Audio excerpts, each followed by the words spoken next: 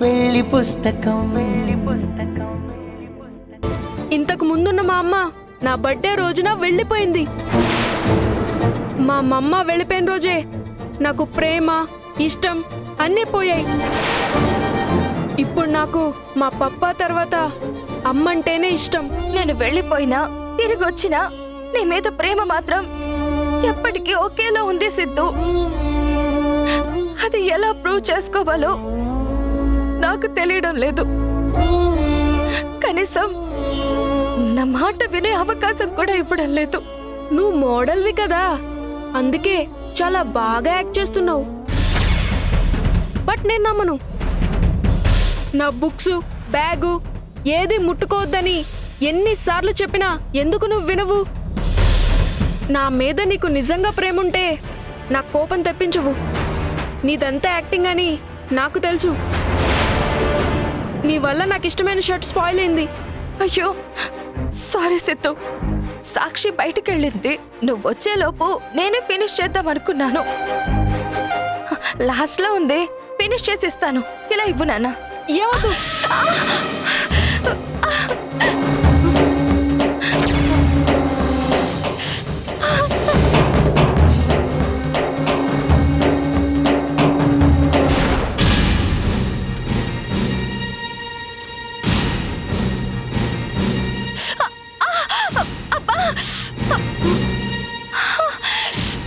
ఓ God,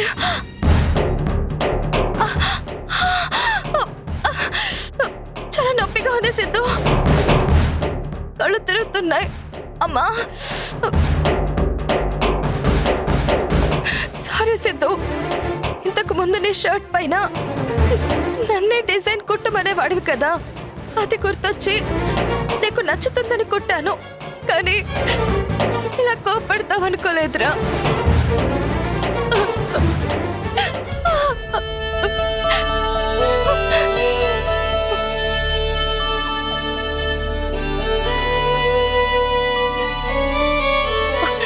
అమ్మా అమ్మా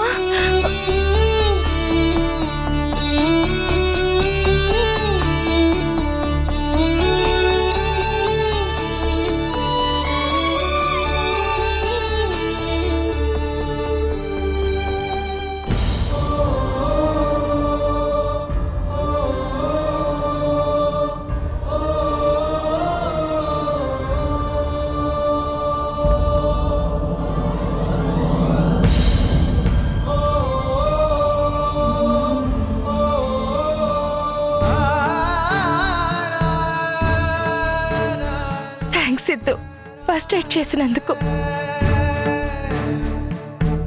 రా నాన్న. నా వల్ల జరిగింది కాబట్టి ఫస్ట్ ఎయిడ్ చేశాను. లేదంటే నిన్ను ముట్టుకునేవాడినే కాదు. నాకు పాత అమ్మ కన్నా కొత్త అమ్మంటేనే ఇష్టం. మా అమ్మ నీకన్నా బాగా స్టిచ్ చేస్తుంది.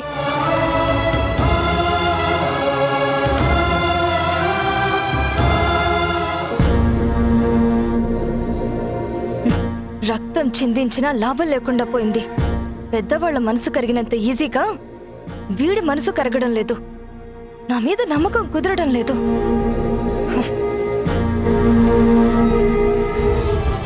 సాక్షి కోసం అభి మీద కోపాన్ని కంట్రోల్ చేసుకున్నాను.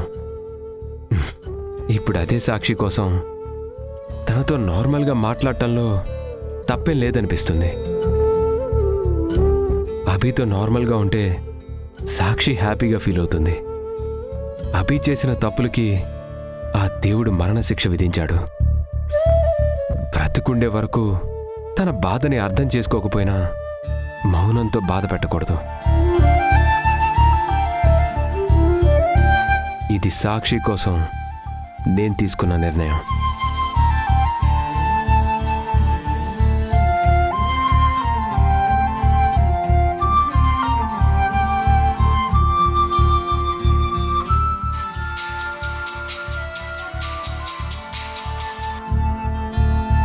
హలో సాక్షి, ఎక్కడున్నావు? నేను మార్కెట్కి వెళ్తున్నానండి.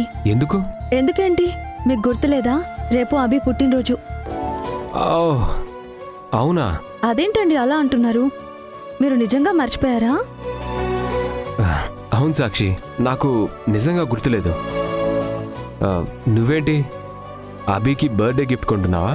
గిఫ్ట్ ఏం కాదండి, రేపు తన కోసం ఏమైనా స్పెషల్ ఫుడ్ ప్రిపేర్ చేయడానికి సామాన్లు తీసుకురావడానికి వెళ్తున్నాను.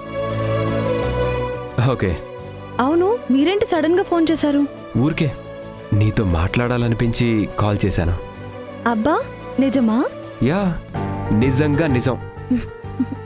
మార్నింగ్ ఆఫీస్కి వెళ్లే ముందు నీతో సరిగ్గా మాట్లాడలేదు కదా, అందుకే ఇప్పుడు కాల్ చేశాను.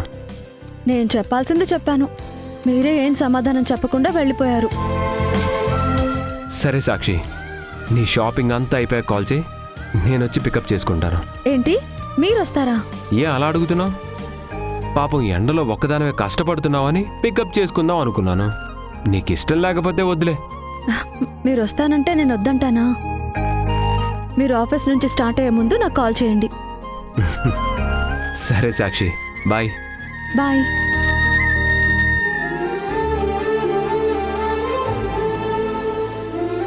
అభి పుట్టినరోజు గుర్తొచ్చి నేను కాల్ చేస్తే నాకే గుర్తులేదు అనుకుంటుంది. అభికి సర్ప్రైజ్గా గిఫ్ట్ తీసుకెళ్తే ఇంకెంత షాక్ అవుతుందో.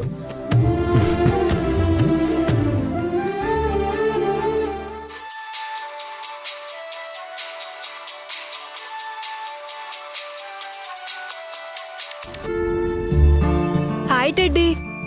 సిద్ధు, షర్ట్ పైన డిజైన్ కుట్టించుకున్నావు కదా, అది ఎలా వచ్చిందో కాల్ చేసి కనుక్కుందామని చేశాను. చూపించు. వద్దులే టెడ్డీ. ఏ అలా అంటున్నావు? ఆంటీ సరిగ్గా స్టిచ్ చేయలేదా? స్టిచ్ చేసింది ఆంటీ కాదు, డెవిల్. ఆవిడకెందుకు చెప్పావు? నేనేం చెప్పలేదు. అమ్మని కుట్టమని షర్ట్ హాల్లో పెట్టాను, ఆవిడే తీసుకుని స్టిచ్ చేసింది. కోపంగా షర్ట్ లాక్కుని వచ్చేసాను.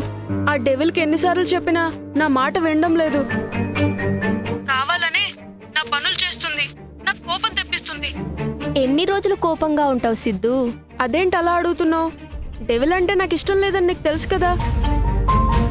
ఇంట్లో నుండి ఎప్పుడు వెళ్ళిపోతుందా అని వెయిట్ చేస్తున్నాను. నేనొక మాట చెబుతాను, వింటావా? సరే చెప్పు. నువ్వు తప్ప ఇంట్లో అందరూ అభిలాష ఆంటీతో బానే మాట్లాడుతున్నారు. మీ పప్ప, అమ్మమ్మ కూడా మారిపోయారు అని నువ్వే చెప్పావు కదా. నీకన్నా ఎక్కువ కోపం ఉన్న వాళ్ళే మారిపోయారు. మరి నువ్వెందుకు ఇంకా హేట్ చేస్తున్నావు?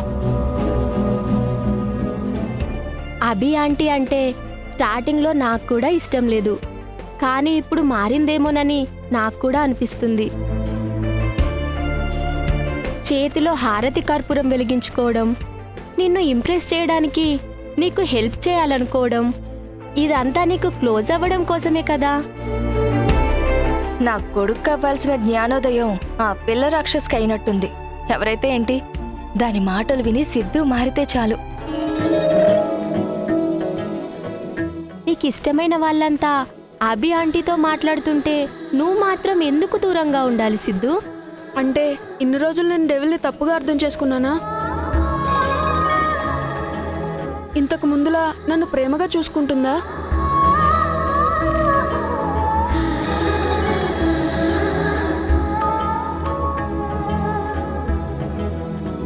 ఇంకా ఎందుకు ఆలోచిస్తున్నావు సిద్ధు?